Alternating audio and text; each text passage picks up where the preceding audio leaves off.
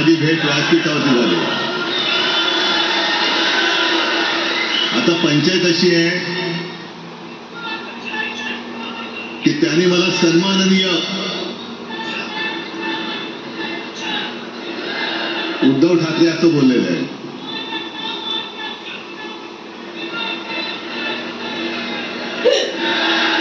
ठीक आहे. आणि साहजिकच आहे की त्याचंही कर्तृत्व आपण सर्वांनी पाहिलेलं आहे.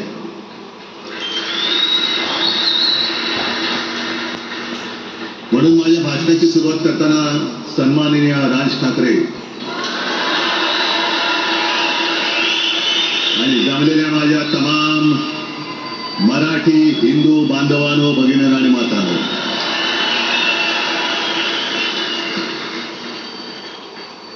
अप्रतिम मांडणी राजने केलेली आहे. माझ्या भाषणाची काय आवश्यकता आहे असं मला वाटत नाही, कारण आजच्या कार्यक्रमाची घोषणा झाल्यानंतर साहजिकच आहे सगळ्यांचं लक्ष हे आज भाषणाकडे. वैयक्तिक मला असं वाटतं की आज आमच्या भाषणांपेक्षा आमचं एकत्र दिसणं हे महत्वाचं आहे. सर्वप्रथम इकडे समोर सगळेजण बसलेत, ज्यांनी ज्यांनी मराठी भाषेसाठी पक्षभेद विसरून एक मराठी माणसाची वज्रमूठ दाखवली, त्या सगळ्यांना धन्यवाद देतोय. दीपक पवार पण त्याच्यात आहेत, सगळेच आहेत, मुनगेकर साहेब आहेत, सुप्रियाताई आहेत, सगळेच आहेत. कोणाकोणाची नाही. महादेवराव बसले. महादेवराव आपल्याला सुद्धा बऱ्याच वर्षांनी पाहिजे. त्यावेळेला काय जानकर भी अंजान होते, असं होतं. पण एक गोष्ट नक्की की आमच्या दोघांमध्ये जो काही अंतरपाठ होता तो अनाजी पंतांनी दूर केला.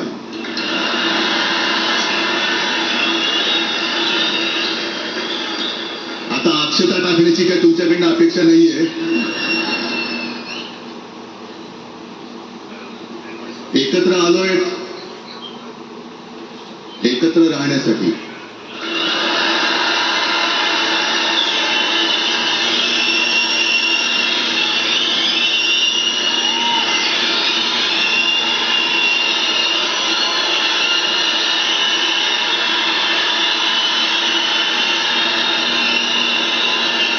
आणि मला कल्पना आहे, आज मला कल्पना आहे की अनेक बुवा महाराज हे बिझी आहेत. कोण लिंब कापतंय, कोण टाचण्या मारतंय, कोण गावी जाऊन अंगारे दुपारे करत असेल, रेडे कापत असतील.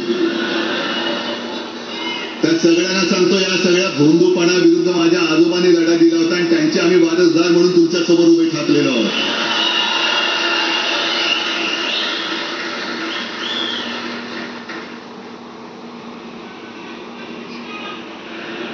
नाही, सगळं आपणच करून ठेवलेलं आहे.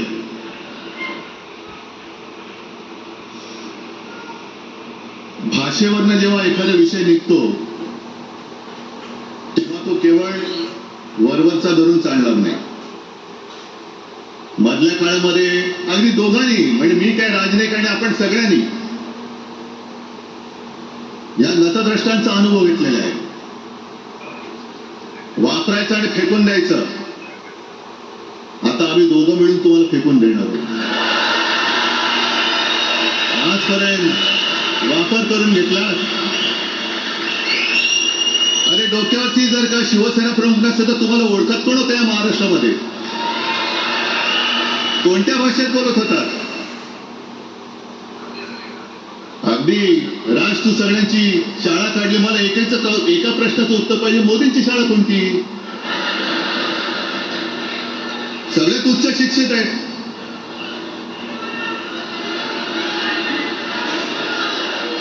पण हे जे काय यांची मध्यंतर मी बोललो ना, भाजप ही अफवांची फॅक्टरी आहे. मधल्या काळात त्यांनी सुरू केलं होतं. उद्धव ठाकरेंनी हिंदुत्व सोडलं. हिंदुत्व ही कोणत्याही भाषेची मक्तेदारी नाही.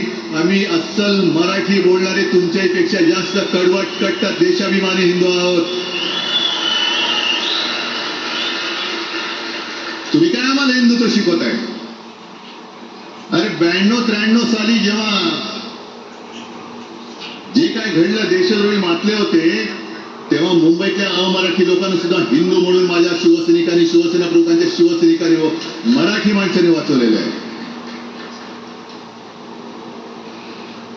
आणि देवेंद्र फडणवीस आज जे बोलत, बातम्या आले सगळीकडे, मी इकडे बातम्या आणल्या आहेत. भाषेच्या नावाखाली गुंडगिरी सहन केली जाणार नाही. जर महाराष्ट्रामध्ये मराठी माणूस न्याय मागण्यासाठी आंदोलन करत असेल आणि त्याला जर का तुम्ही गुंड म्हणत असाल तर आम्ही गुंड आहोत. आम्ही गुंड. न्याय मागणं म्हणजे गुंडगिरी नाहीये. आणि जर का गुंडगिरी केल्याशिवाय तुमच्या दरबारी न्याय मिळत नसेल तर आम्ही गुंडगिरी करूच.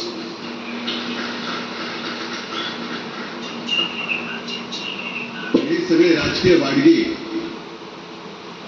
देवेंद्र फडणवीसांचे वक्तव्य म्हणजे मला संयुक्त महाराष्ट्र चळवळीच्या वेळेला सखा पाटलांनी केलेले एक वक्तव्य आठवते. हे असेच तेव्हाचे जो दिल्लीत बसतो त्याचे पाय चाटणारे इथे राज्यकर्ते असतात ते त्याला मी बाडगे म्हणतोय.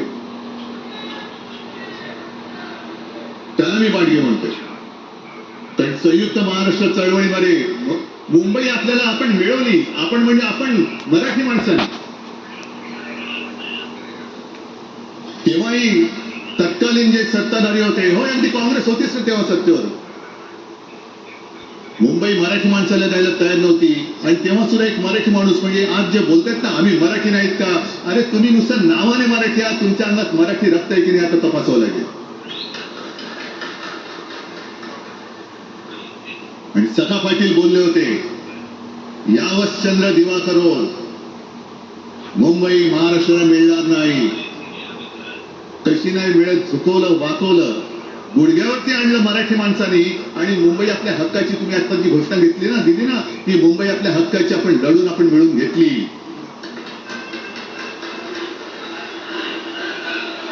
कशासाठी हा सगळा तुम्ही घोळ घालता? पण याच्या मागे मी जे माझ्या डोक्यात जो एक विचार पटतो की नाही बघा, हे यांचं सध्या जे काय चालू आहे, आधी आपल्याला सुद्धा वाटलं. तेव्हा काश्मीरमध्ये 370 कलम होतं, ते हटवण्यासाठी शिवसेनेने पाठिंबा दिला. आणि तेव्हा यांनी घोषणा दिली होती, एक निशाण, एक प्रधान, एक विधान. बरोबर, देश एक असला पाहिजे, संविधान एक असलं पाहिजे, निशाण सुद्धा एकच, तो आपला तिरंगा असला पाहिजे. भाजपचं भांडी पुसायचं फडकं असतं कामा नये. ते फडकं म्हणजे आमचा राष्ट्रध्वज नाहीये. पण ते सगळं चाललंय एक एक एक एक. त्याच्यानंतर आता नवीन एक टुमणं काढलं, 1 नेशन 1 इलेक्शन.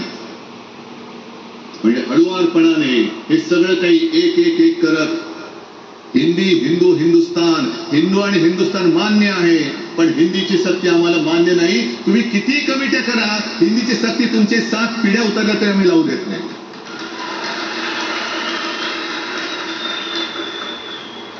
मग एक फेक नरेटिव्ह पसरवायचं. हे उद्धव ठाकरेच्याच काळातलं. अरे उद्धव ठाकरे एवढं काम करत होता, मग पाडलं कशाला गद्दारी करून? ताने बोंबललात तेव्हा. मी अभिमानाने सांगेन, माझ्या मंत्रिमंडळाचे सहकारी इकडे बसले, जितेंद्र आव्हाड आहेत, आणखीन कोणी असतील. मी मुख्यमंत्री असताना महाराष्ट्रामध्ये मी मराठीची सक्ती केली होती आणि केलीच, ज्याचा मला अभिमान आहे. काय केलं त्याचं तुम्ही? मराठी भाषा महाराष्ट्रामध्ये सक्तीची करावी लागली. का करावी लागली? कोण आहेत आमच्या मराठीचे दुश्मन, कोण आहेत? पण महाराष्ट्रामध्ये मराठीची सक्ती केल्यानंतर सुद्धा काही लोक कोर्टामध्ये गेले. ती गुंडगिरी नाही हो. पण आता कोणतरी तो भेडिया असतात असं ना,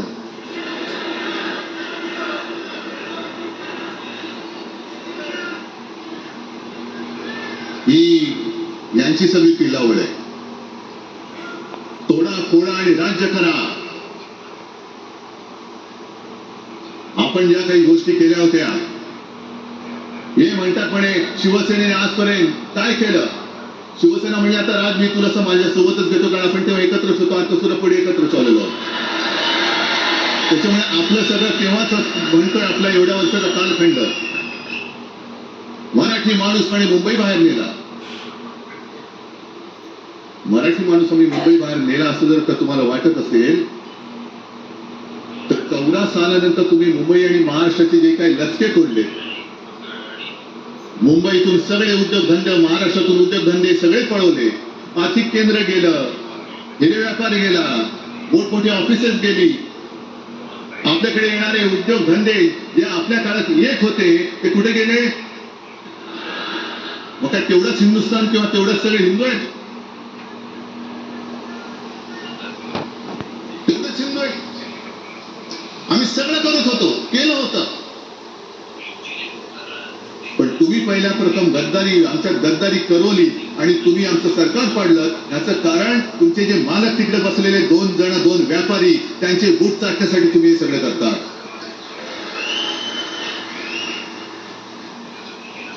हे इतक्या वर्षाचं सगळं सहन करत करत करत आपण आलो. आपल्या डोळ्यात देखत सगळे लचके तोडले जात आहेत,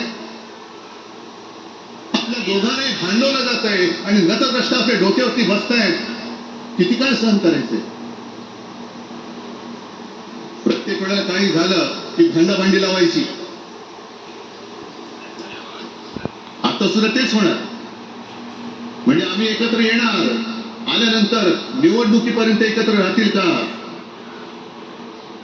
सत्ता प्राप्ती, काही जण म्हणतात की यांचा मराठीचा नाही, महापालिकेचा आहे. अरे नुसता महापालिकेचा नाही, तर आमच्या महाराष्ट्राचा आहे. आम्ही महाराष्ट्र सुद्धा काबीज करू.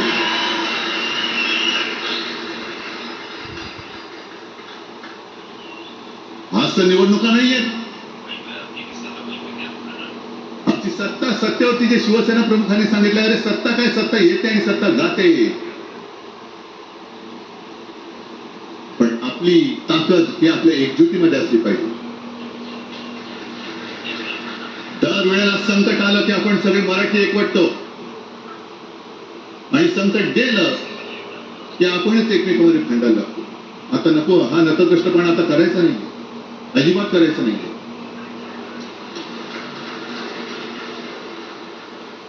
कारण गेल्या विधानसभेत त्यांनी जे काय केलं, कटेंगे तो कटेंगे.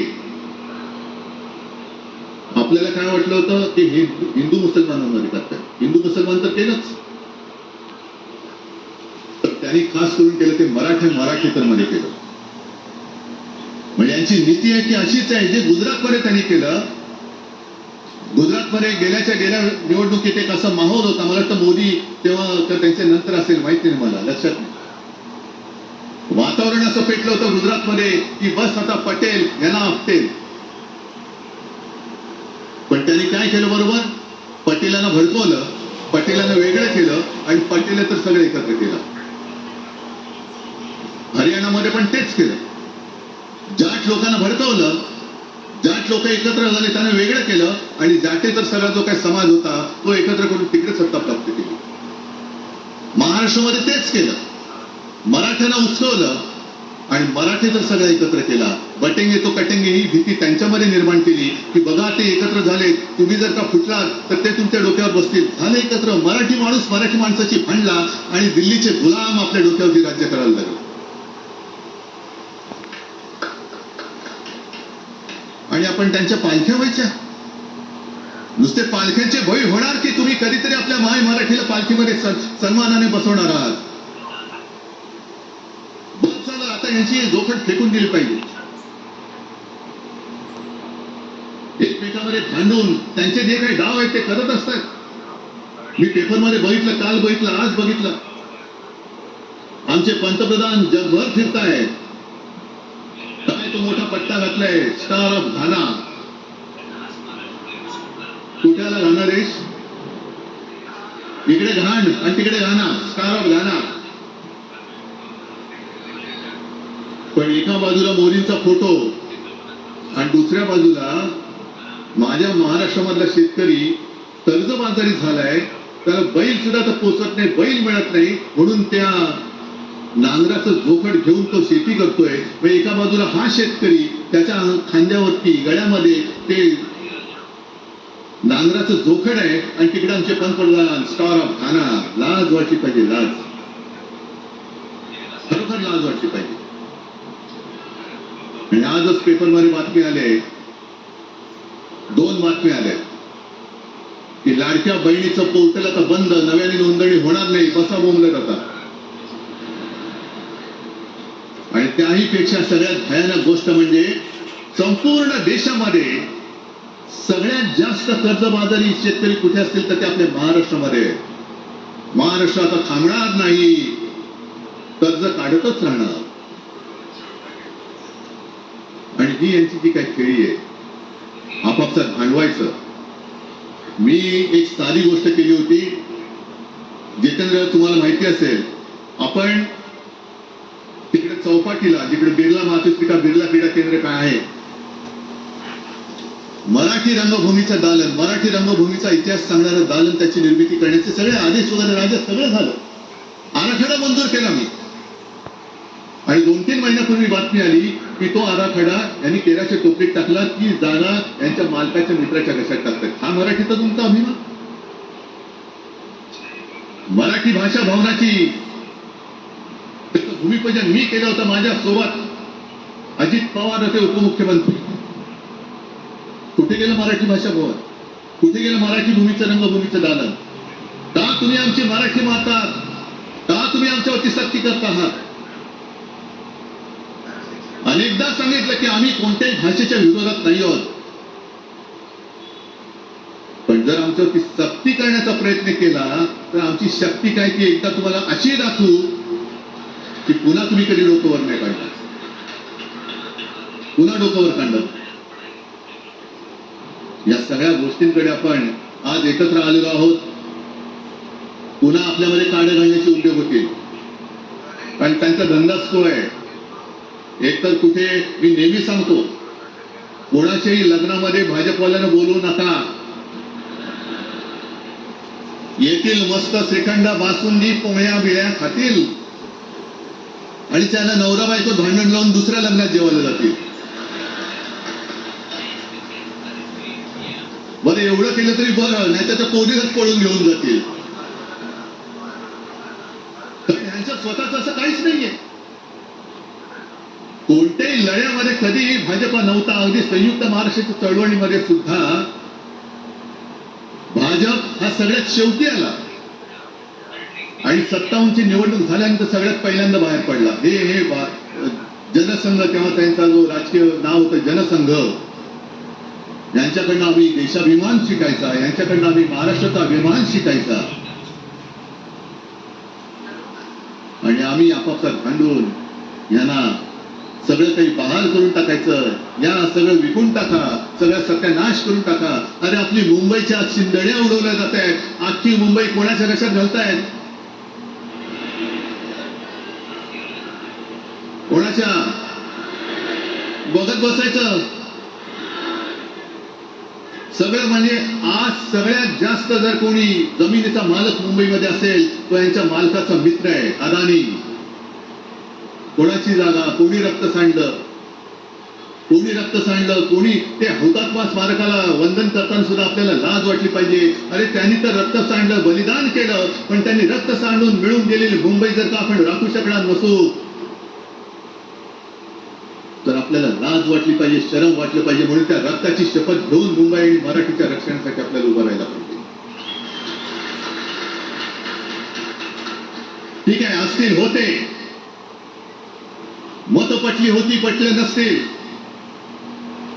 पण याच्या पुढे मराठी आणि महाराष्ट्र धर्माचं रक्षण करणं आमचा हनुमान चालीसाला विरोध नाहीये, पण मारुती स्तोत्र आम्हाला का विसरायला लावताय? मारुती स्तोत्र आहे ना, भीमरूपी महारुद्रा. आमचा जय श्रीरामला विरोध नाहीये, पण भेटल्या म्हटल्यानंतर राम राम हे म्हणणारे आम्हीच मराठी. हे तुम्ही आता जय श्रीरामची गोष्ट द्यायला लागलात, पण जय जय रघुवीर समर्थ सांगणारे समर्थ रामदास त्यावेळेला आमचे होऊन गेले. त्यांनी आम्हाला पहिल्यांदा रामाची भक्ती शिकवली. त्याच्यामुळे यांचा काही आगा नाही, पिछा नाही. राजकारणातले हे व्यापारी आहेत, वापरा आणि फेका. तो एक गद्दार काल एक बोललाय, जय गुजरात.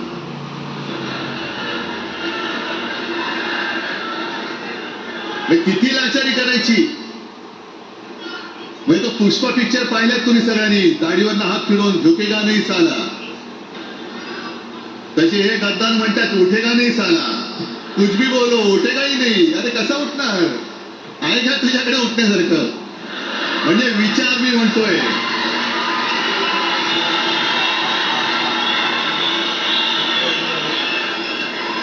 अरे विचार वगैरे मी म्हणतोय.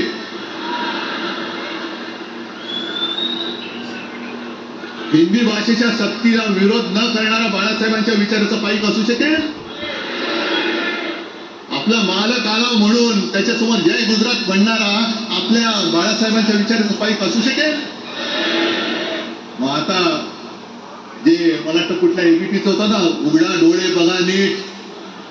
डोळे उघडले, पण आता जर का डोळे उघडले नाही तर पुन्हा कधी उघडण्याची वेळ येणार नाही, कायमचे मिटून जातील. आत्ताच डोळे उघडा, आत्ताच जागे व्हा. आणि आता आलेली जाग जर का जाणार असेल तर मग मात्र स्वतःला मराठी आईची मुलं म्हणू नका, अजिबात म्हणू नका. आणि शिवसेना प्रमुखांनी जे काही शिकवलं, एक तर कोणावर अन्याय करू नका, पण तुमच्या अंगावर जर का कोणी हात उगारला तो हात जागेवरती ठेवू नका.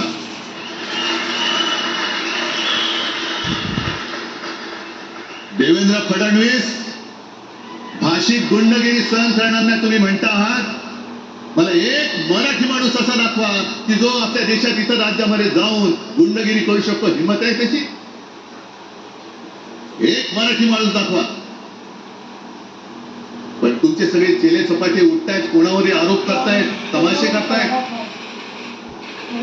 आणि कोणताही मराठी माणूस किंवा कोणताही भाषिक इतर प्रांतीय भाषेत तिकडे गेला, राज्यात गेला आणि दादागिरी करण्याचा प्रयत्न केला तर उभा चिरून टाकतील तिथली लोक. बंगालमध्ये जाऊन बघा, तमिळनाडूमध्ये जाऊन बघा. मग आम्ही आमच्या घरामध्ये आमच्या न्याय हक्काची गोष्ट केली, बरं कोणाशी भांडतो आम्ही? इथे सुद्धा काही अमराठी आले असतील, जसं राजने सांगितलं तसे आपले सगळ्यांचे अमराठी अनेक मित्र आहेत. पण त्यांच्यामध्ये आम्ही गुण्या गोविंदाने नांदतोय. मग हे गुण्या गोविंदाने नांदले, एकत्र राहिले तर आपली पोळी कशी भाजली जाईल? म्हणून तुम्ही आमच्या एकजुटीमध्ये विषाचा खडा टाकतात. हे सगळे तुमचे डाव आता उघड झालेले. तुम्ही वाटेल ते करा. पण मी आज महाराष्ट्राला आवाहन करतोय, म्हणजे विनंती करतोय, यापुढे कोणत्याही पक्षाचे आपण असू, जसं संयुक्त महाराष्ट्र समितीच्या वेळेला मराठी माणसाची एकजूट झाली होती, तशी एकजूट जर का आपण सगळ्या पक्षांनी मिळून, अगदी भाजप मधल्या मराठी माणसांनी सुद्धा त्याच्यामध्ये आलं पाहिजे.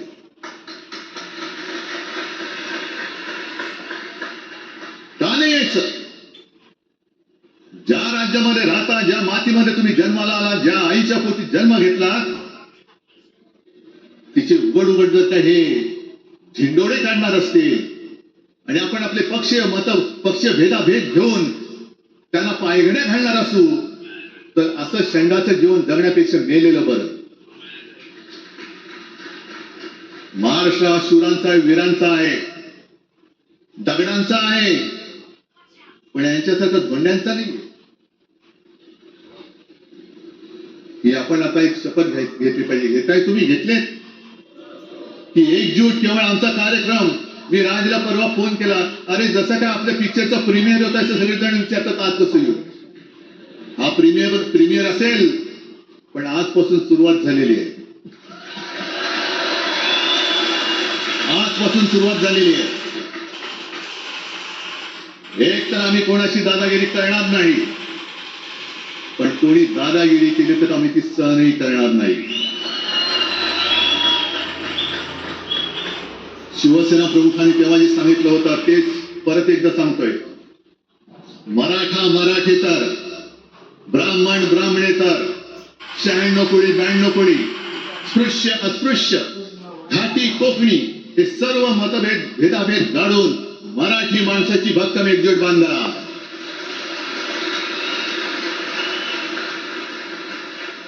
आणि आणि शेवटी एक आवाहन करतो, हे सगळ्या मराठी माणसांना आणि मराठी प्रेमींना आहे, फुटू नका, फुटू नका आणि मराठी ठसा पुसू नका. जय हिंद, जय महाराष्ट्र. धन्यवाद उद्धव साहेब.